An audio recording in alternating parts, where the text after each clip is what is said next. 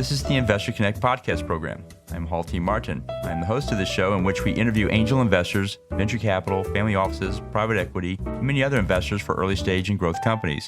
I hope you enjoy this episode. Investor Connect is a 501c3 nonprofit dedicated to the education of investors and startups for fundraising. Please consider donating $100 to the program to help others in their investor and entrepreneur journey. You can find the donate button on the investorconnect.org website. Hello, this is Coss Marte with Investor Connect. Today I'm here with Coss Marte, founder and CEO at CONBODY. CONBODY is a prison-style boot camp that employs formerly incarcerated individuals as fitness instructors. Coss, thank you for joining us. No, thank you for having me, Hall. I appreciate it. Great. So what was your background before founding CONBODY? Yeah, CONBODY was derived from my personal experience and story. I grew up in a heavily infested drug neighborhood in the Lower East Side of New York City.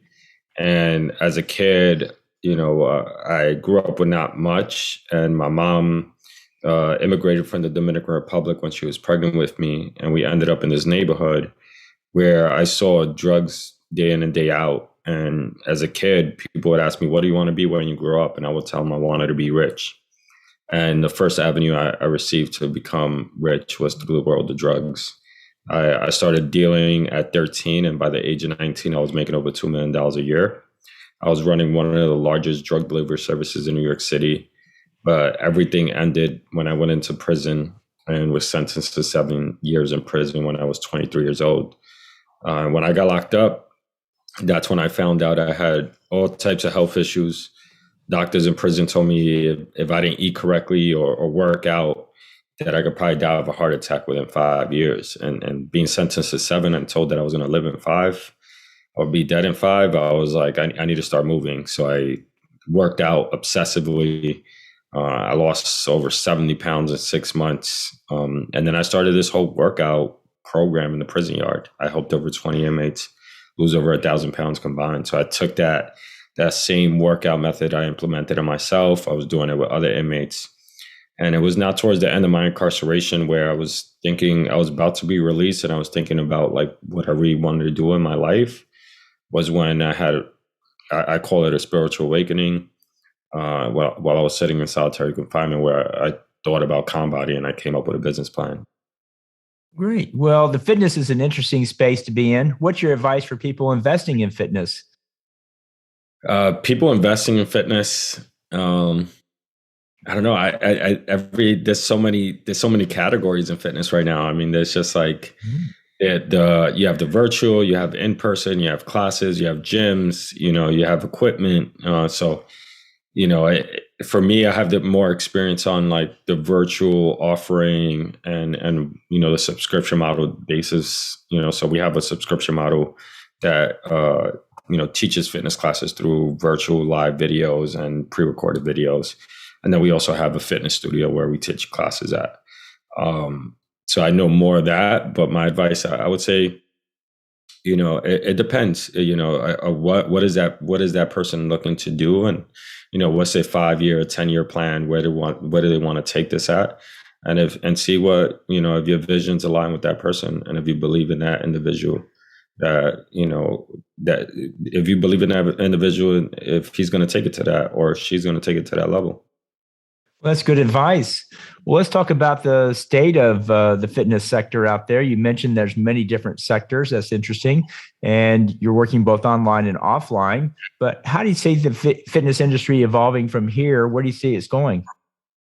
I mean, it's grew tremendously. And we saw that with like the Peloton Rage. We've seen, the subscription model and the actual like hardware model blowing up since the pandemic. And I think we went from like a $7 billion industry in 2015, 2016. And in just 5 years, it grew to like a $40 billion industry. Wow. So it was blown up, through all these new models and especially through the pandemic with subscriptions and doing virtual stuff. I believe it's going to be a hybrid in the future. And that's where we're working on right now. And that's how we've been handling our situation, where we have our classes in person being live streamed. And so we have cameras set up in the studio where people can actually view us from all around the world, and then have people like sign up in person if they want that in-person experience, but also have a great experience at home at the same time. So it's going to be a combination of things. And I feel like if you're not pivoting to make that move right now, then you're probably going to miss out. If you think that old gym model is going to work, it's not going to work. We gotta figure it out, and we got to move forward. So what's the growth rate of the online sector? It appears that's the part that's growing fastest. And what can you tell us more about that?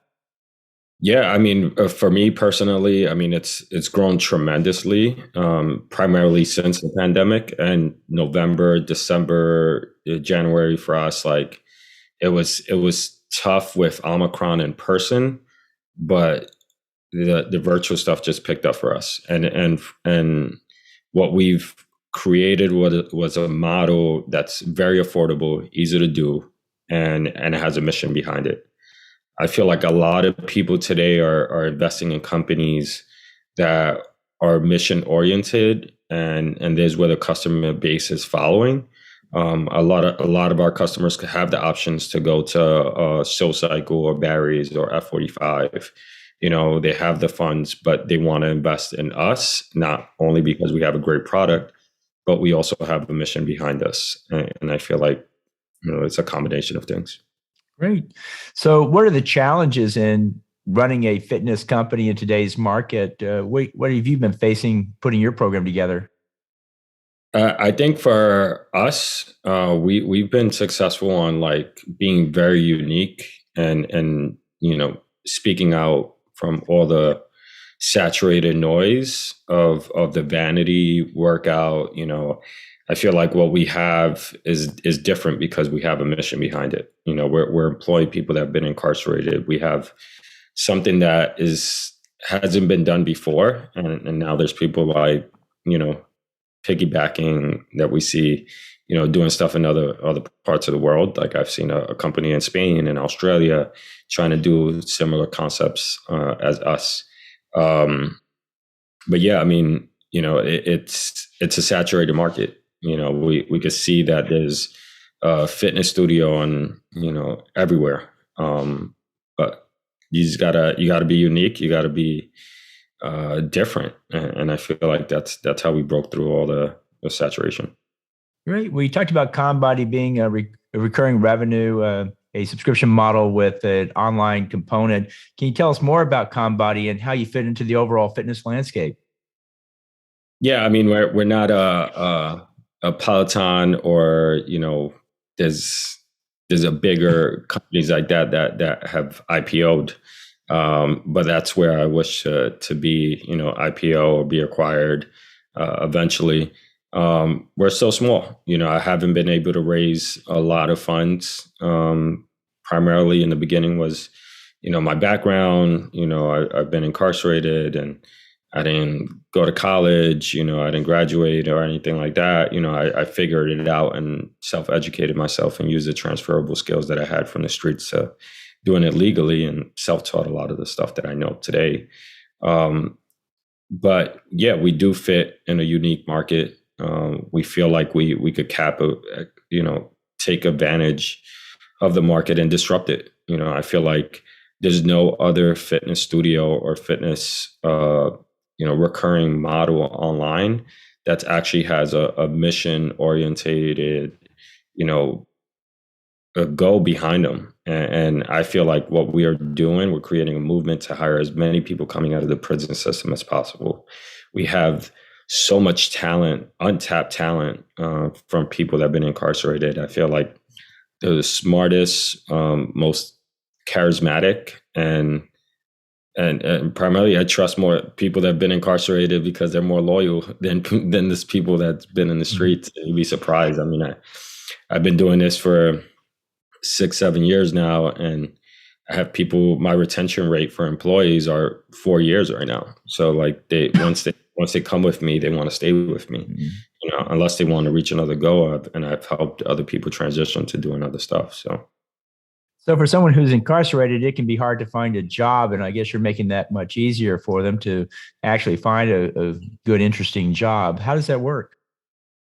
So how we do it is we were featured on like Men's Fitness, Men's Health, and a lot of inmates read magazines. You really don't have that much commercial TV to promote, so we get tons of letters. I get like a lot of my wife calls it like fan jail mail. Where we get these people like writing us and saying like, I've been working out in the yard for 10 years. I'm coming home in 6 months. Like I want to be a personal trainer with you. I want to work out with you. And so we give them an opportunity as soon as someone comes home and they want to be serious about their, programming and getting readapting back into society. We put them through a pretty vigorous program for 2.5 months. It's a paid internship.